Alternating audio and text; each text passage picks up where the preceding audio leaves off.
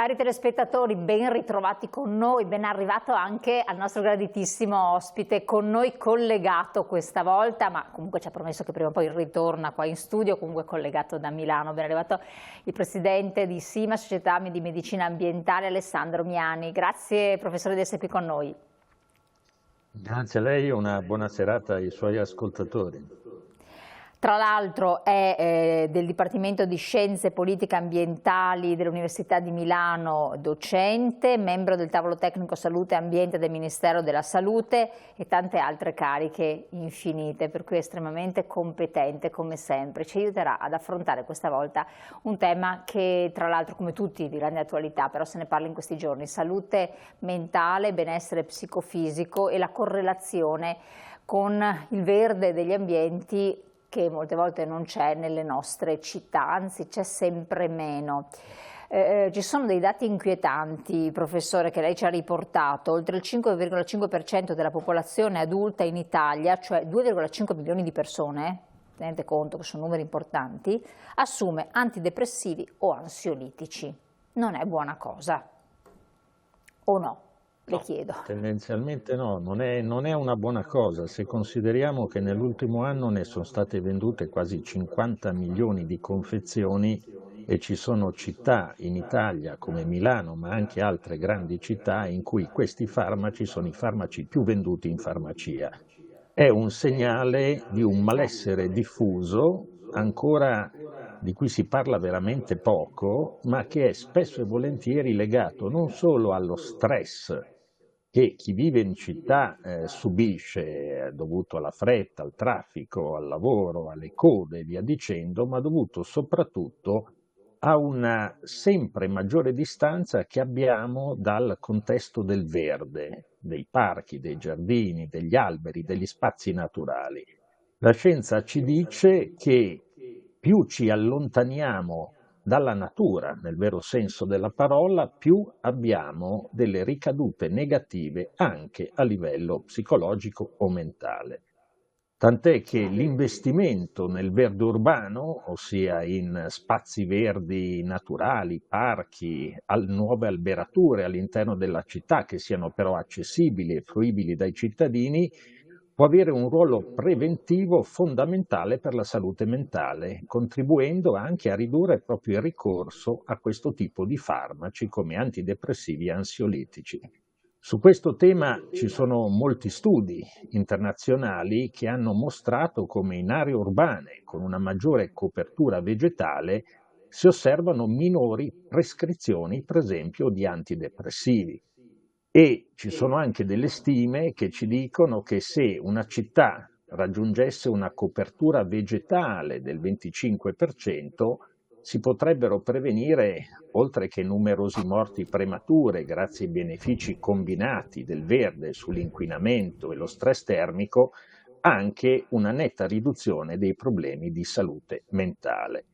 Ecco perché il tema della salute mentale... Prego, prego. No, dicevo, il tema della salute mentale è all'ordine del giorno in questi giorni perché è emerso purtroppo un'incidenza estremamente elevata nella popolazione, adulti, anziani ma anche giovani, quindi instabilità, depressione, stress, ansia.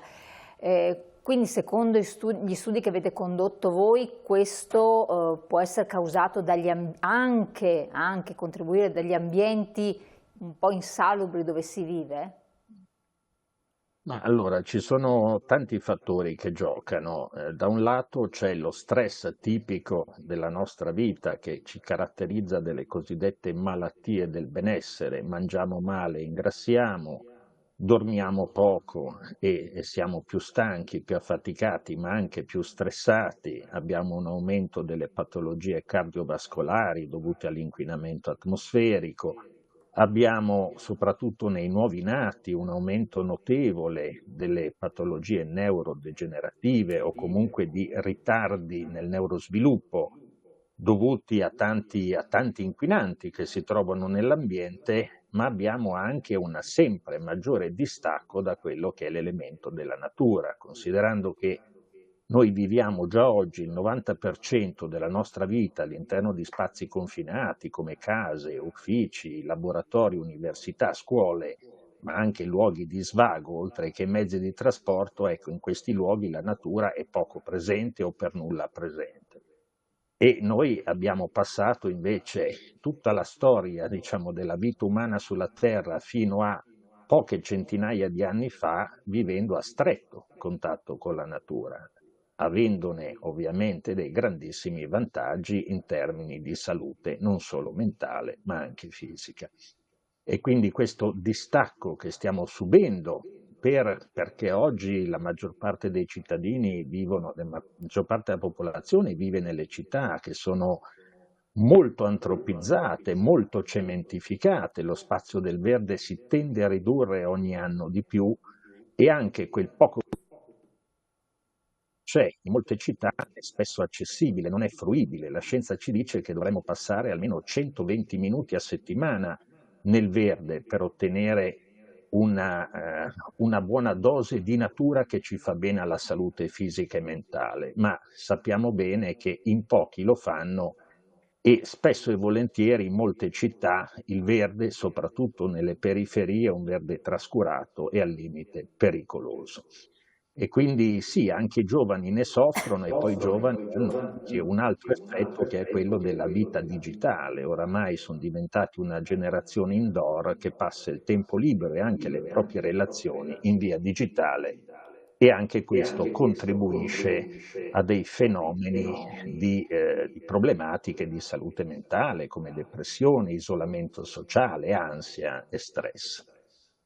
Ecco, è solo il verde o anche il fatto, cioè il verde anche come, proprio come colore, come habitat, eccetera, cioè magari circondarsi da immagini verdi, qualche pianta in casa, o è tutto l'insieme di uno spazio di natura articolato, per cui diventa un po' più complessa la cosa. Cioè io penso alla città di Milano, ci sono degli alberi, delle aiuole, degli alberi, degli spazi, ma sono sufficienti oppure bisogna che, che dove è possibile si ristrutturino gli luoghi di abitazione in modo diverso?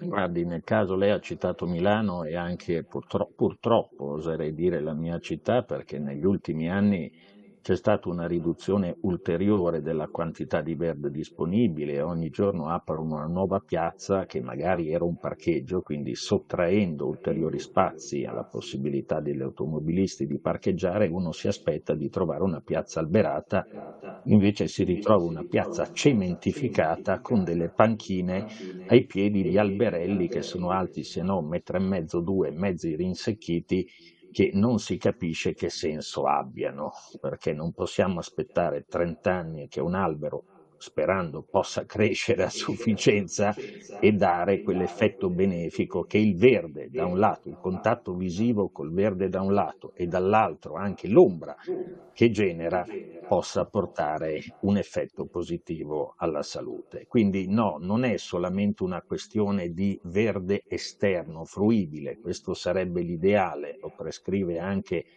l'Organizzazione Mondiale della Sanità, che l'ideale sarebbe poter accedere a 300 metri dalla propria abitazione ad un parco verde di almeno 5.000 metri quadrati. Ma è anche che mancano alcuni elementi che sono elementi più biofilici, quindi portare la natura in casa sotto forma di colori, suoni, materiali naturali ovviamente, ma anche portare del verde, delle piante all'interno delle nostre abitazioni sicuramente porterebbe dei vantaggi a tanti livelli, sicuramente anche quello di migliorare, non so, la concentrazione che uno ha in ufficio o a casa, se parliamo per esempio di uno studente, la capacità di ridurre lo stress, di regolare meglio le emozioni e le prestazioni cognitive. Ecco, il verde è stato dimostrato scientificamente essere in grado di dare questi effetti positivi. Poi ovviamente se si parla di verde esterno anche la coesione sociale, l'integrazione delle minoranze, la riduzione dei conflitti nelle periferie Questo ne parliamo che dopo, guardi peraltro professore, sono già questo... più svantaggiate, ecco, da un certo punto di vista. E poi c'è tutto il tema legato anche al fatto che il verde mitiga tutta una serie di forme di inquinamento tipiche delle città che a loro volta sono un ulteriore stressor ambientale, ma anche psicofisico per chi in quelle città vive e lavora. Ecco, è sufficiente, ne abbiamo già trattato anche questo tema, però ha suscitato anche curiosità in molti di coloro che ci seguono abitualmente, dicendo se è sufficiente appunto un albero davanti alla propria casa, alla propria finestra, al proprio portafinestra per poter ripulire in qualche modo l'aria dal particolato sottile, dal fatto che comunque siamo circondati dalle nostre abitazioni da strade dove circolano autoveicoli non certo elettrici ma un pochettino inquinanti, oppure non è sufficiente, un palliativo? Allora, una sola pianta potrebbe non essere sufficiente, dipende ovviamente dalla quantità di traffico, dall'intensità del traffico, da come si affaccia quella casa attraverso questa finestra sulla strada. Ci sono diverse regole, perché il verde, abbiamo detto, da un lato può essere anche una barriera, un filtro naturale contro le polveri ed altri inquinanti che si trovano nell'aria delle città, ma funge anche diciamo, da riduzione dello stress, riduzione della produzione di cortisolo, che è l'ormone dello stress. Allora c'è una regola che si chiama del 3-30-300 come standard di riferimento internazionale per le città sane. Questa regola ci dice che sarebbe opportuno riuscire a vedere almeno 3 alberi da ogni finestra, vivere in quartieri con almeno il 30% di copertura verde o vegetale e abitare a meno di 300 metri da uno spazio naturale accessibile. Questo guardandolo da ogni punto di vista della salute. Se poi però abbiamo un balcone e vogliamo mettere delle piante piuttosto che degli alberelli, sicuramente creano una barriera, seppure fragile, ma comunque già un mini filtro che riduce la penetrazione all'interno delle abitazioni, delle polveri sottili e degli altri inquinanti che sono presenti in città. Deve cambiare un po' il paradigma, lei scriveva anche poco tempo fa. In che senso? Paradigma della psichiatria.